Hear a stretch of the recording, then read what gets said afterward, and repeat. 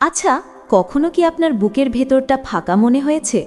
মানে আপনি একটা মানুষের জন্য নিজের সবটুকু উজাড় করে দিচ্ছেন, তার ভালো লাগা মন্দ লাগার সব খেয়াল রাখছেন, অথচ বিনিময়ে আপনি পাচ্ছেন শুধুই অবহেলা?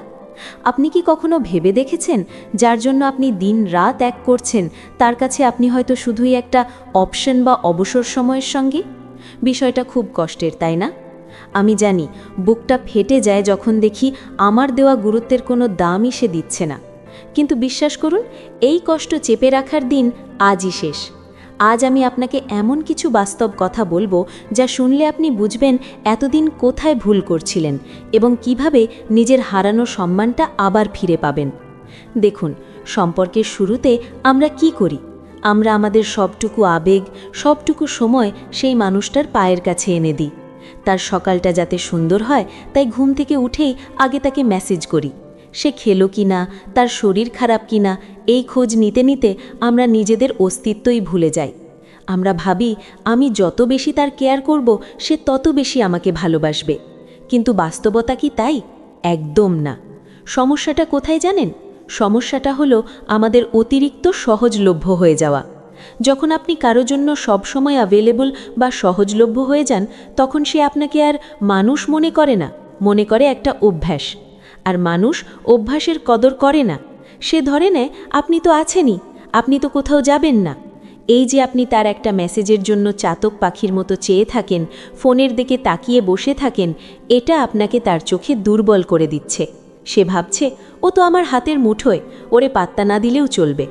কিন্তু আপনি কি সত্যিই এমন কাউকে চান যে আপনাকে ছাড়া শান্তিতে ঘুমিয়ে পড়বে? নাকি এমন কাউকে চান যে আপনার কথা ভেবে অস্থির হয়ে উঠবে? আমি জানি, আপনারা অনেকেই ইউটিউবে যে মানুষটি আপনাকে অবহেলা করছে তাকে কিভাবে বাগে আনবেন তা নিয়ে অনেক ভিডিও দেখেছেন। কিন্তু আসল সত্যিটা কেউ বলে না।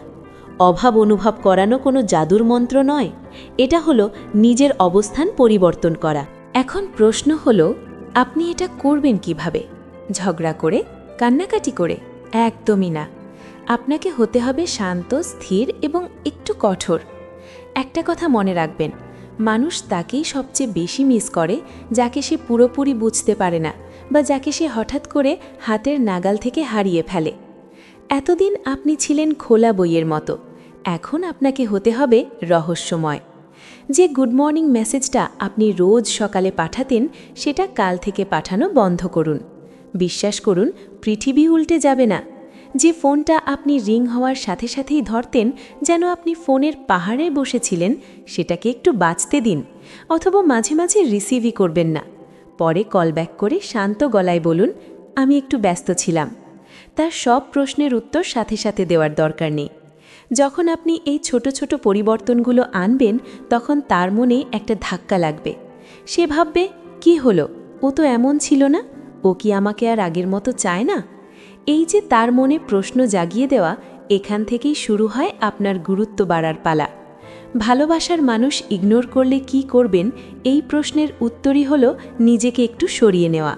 সে যখন দেখবে আপনি আর তার জন্য ইমোশনাল হচ্ছেন না, তখন সে নিজে থেকেই আপনার কাছে আসতে চাইবে। সে বুঝতে পারবে আপনাকে ধরে রাখতে হলে তাকেও এফোর্ট দিতে হবে। আমরা প্রায়ই একটা ভুল করি। আমরা মনে করি চেঁচামেচি করে বা ঝগড়া করে নিজের গুরুত্ব বোঝানো যায়। আমরা বলি, তুমি আমাকে সময় দিচ্ছ না কেন, তুমি এমন করছো কেন? কিন্তু বিশ্বাস করুন, সম্পর্কে আসল নীরবতার শক্তি যে কতটা গভীর, তা যদি আপনি একবার বুঝে যান, তবে আপনি আর কখনোই তর্কে জড়াবেন না। নিজেকে নিয়ন্ত্রণ করা বা নিজের আবেগের ওপর লাগাম পরানো খুব জরুরি। ধরুন সে আপনাকে রাগানোর চেষ্টা করছে বা আপনাকে ইগনোর করছে। স্বাভাবিকভাবে আপনি কি করতেন? রেগে যেতেন, অভিমান করতেন বা বারবার ফোন করতেন। কিন্তু এখন আপনি সেটা করবেন না। আপনি থাকবেন একদম শান্ত। আপনি যখন তার অবহেলার জবাবে কোনো প্রতিক্রিয়া দেখাবেন না, তখন সে সবচেয়ে বেশি বিভ্রান্ত হবে। সে চাইবে আপনি রিয়্যাক্ট করুন, কিন্তু আপনি যখন চুপ থাকবেন, তখন সে ভয় পাবে। সে ভাববে আপনি হয়তো তাকে ছেড়ে দেওয়ার কথা ভাবছেন। এই যে তার মনে হারানোর ভয় ঢুকিয়ে দেওয়া, এটাই হলো গেম চেঞ্জার। সে যখন দেখবে আপনি আর তার জন্য ইমোশনাল হচ্ছেন না, তখন সে নিজে থেকেই আপনার কাছে আসতে চাইবে। সে বুঝতে পারবে আপনাকে ধরে রাখতে হলে তাকেও এফোর্ট দিতে হবে। এখন একটা কঠিন সত্য বলি, আপনি যখন কারো পেছনে দৌড়ান সে তখন আপনার থেকে দূরে পালায়। এটাই মানুষের স্বভাব। আমরা যা সহজে পাই তার কদর করি না, আর যা আমাদের নাগালের বাইরে চলে যায় তার জন্য আমরা হাত বাড়াই। আপনাকে এখন সেই নাগালের বাইরের মানুষটা হতে হবে। পার্টনারের কাছে নিজের গুরুত্ব বাড়ান, এটা তখনই সম্ভব যখন আপনি নিজের দিকে তাকাবেন। শেষ কবে নিজের জন্য কিছু করেছেন? শেষ কবে নিজের ক্যারিয়ার, নিজের শখ বা নিজের পরিবারের জন্য সময় দিয়েছেন? সব সময় তো তার কথাই ভাবলেন। এবার একটু নিজের কথা ভাবুন। যখন আপনি নিজেকে নিয়ে ব্যস্ত হয়ে পড়বেন তখন দেখবেন আপনার ফোনটার ঘন ঘন চেক করতে ইচ্ছে করছে না, তার লাস্ট সিন দেখার জন্য আপনার আর আগ্রহ কাজ করছে না।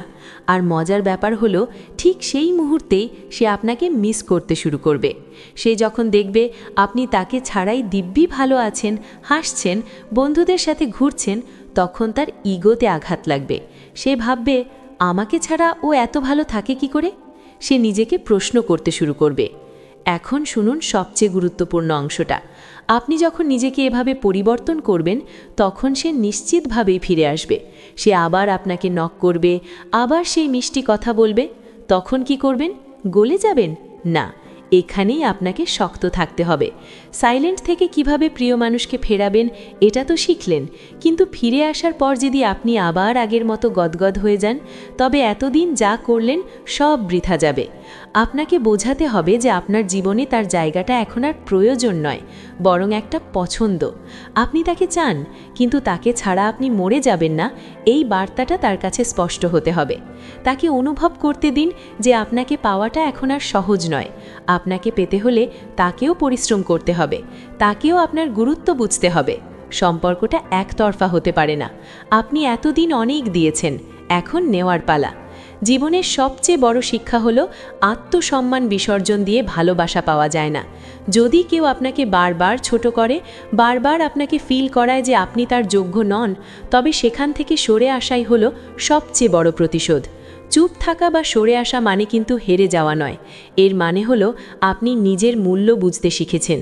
আপনি আর সেই পুতুলটি নন যে তার ইশারায় নাচবে। আপনার এই পরিবর্তন তাকে ভয় পাইয়ে দেবে। সে বুঝতে পারবে সে কী রত্ন হারাতে বসেছে।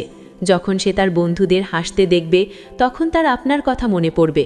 যখন সে কোনো রোম্যান্টিক গান শুনবে তখন আপনার স্মৃতি তাকে তাড়া করবে। সে বুঝবে আপনার মতো করে তাকে আর কেউ আগলে রাখেনি, আর তখনই সে নিজের ভুল বুঝতে পারবে। কিন্তু ততক্ষণে হয়তো আপনি অনেকটা এগিয়ে গেছেন। আপনি তখন এক নতুন মানুষ, যে নিজের ভালো থাকার চাবিকাঠি অন্য কারো হাতে তুলে দেয় না। তাই বন্ধু, আজ থেকে আর কান্না নয়, আজ থেকে আর অপেক্ষা নয়। আয়নার সামনে দাঁড়ান এবং নিজেকে বলুন, আমি যথেষ্ট। আমার সুখের জন্য অন্য কারো করুণার দরকার নেই। নিজের উপর কাজ শুরু করুন, নিজের ক্যারিয়ার গড়ুন, নিজের স্বাস্থ্যের যত্ন নিন, নিজের মনের যত্ন নিন। আপনি যখন নিজেকে ভালোবাসতে শুরু করবেন তখন পৃথিবীও আপনাকে ভালোবাসতে বাধ্য হবে। মনে রাখবেন, আপনি যদি নিজেকে সম্মান না করেন তবে অন্য কেউ আপনাকে সম্মান করবে না। আপনার এই নীরবতা, আপনার এই পরিবর্তন, আপনার এই ব্যক্তিত্ব, এটাই হবে আপনার সবচেয়ে বড় হাতিয়ার। যে মানুষটা আজ আপনাকে অবহেলা করছে, কাল সেই আপনার একটু মনোযোগ পাওয়ার জন্য লাইন ধরবে। কিন্তু তখন সিদ্ধান্ত আপনার হাতে থাকবে, আপনি তাকে সেই সুযোগ দেবেন কিনা। নিজেকে সস্তা হতে দেবেন না। আপনি মূল্যবান, আপনার ভালোবাসা মূল্যবান। যে সেটা বোঝে না সে আপনার যোগ্য নয়। ভিডিওটি শেষ করার আগে একটা কথাই বলবো, নিজের জীবনের নিয়ন্ত্রণ নিজের হাতে নিন।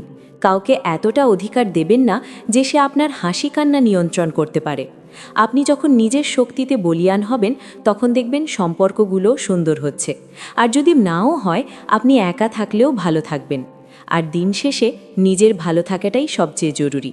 বন্ধুরা, আজকের এই কথাগুলো যদি আপনার হৃদয়ে একটুও নাড়া দিয়ে থাকে, যদি মনে হয় কথাগুলো আপনার জীবনের সাথে মিলে গেছে, তবে ভিডিওটিতে এখনই একটি লাইক দিন। আর কমেন্টে অবশ্যই জানাবেন আপনি কি আজ থেকে নিজেকে বদলানোর শপথ নিলেন। শুধু হ্যাঁ বা না লিখে জানান। আমি দেখতে চাই কতজন মানুষ আজ থেকে নিজের আত্মসম্মানকে বেছে নিলেন। আর হ্যাঁ, আমাদের এই পরিবারে যারা নতুন তারা অবশ্যই চ্যানেলটি সাবস্ক্রাইব করে বেল আইকনটি বাজিয়ে দিন, কারণ আমি চাই না আপনি জীবনের এই গুরুত্বপূর্ণ শিক্ষাগুলো মিস করুন। দেখা হবে পরের ভিডিওতে। ততক্ষণ পর্যন্ত নিজের খেয়াল রাখুন, নিজেকে ভালোবাসুন। ধন্যবাদ।